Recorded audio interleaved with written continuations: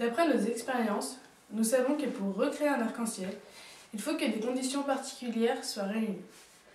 Tout d'abord, nous avons vu qu'il faut une quantité d'eau abondante, déversée en continu, et une assez petite taille de gouttes. La grosseur des gouttes a de l'importance sur l'allure que prendra l'arc-en-ciel.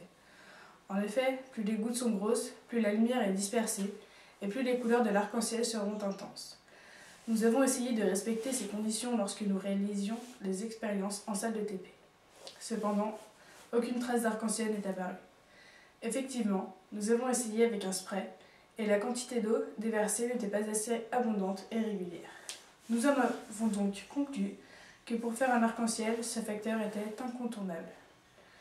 Nous avons donc essayé, lors de nos expériences à l'extérieur, de faire varier la taille des gouttes d'eau grâce à un tuyau d'arrosage.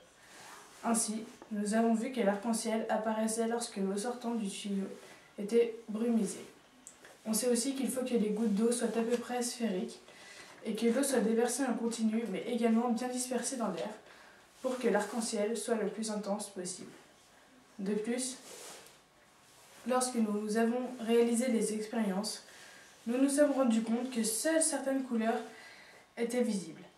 Nous en avons déduit que la taille des gouttes d'eau était alors liée à l'apparition des couleurs formant l'arc-en-ciel. La grosseur des gouttes a de l'importance sur l'allure que prendra l'arc-en-ciel. En effet, si les gouttes d'eau sont petites, comme les gouttes de bruine qui font 1/2 millimètre, l'arc-en-ciel sera pâle, et si elles sont plus grosses, les couleurs seront plus intenses. Donc, les plus beaux arcs-en-ciel sont ceux qui arrivent après un orage ou une grosse averse.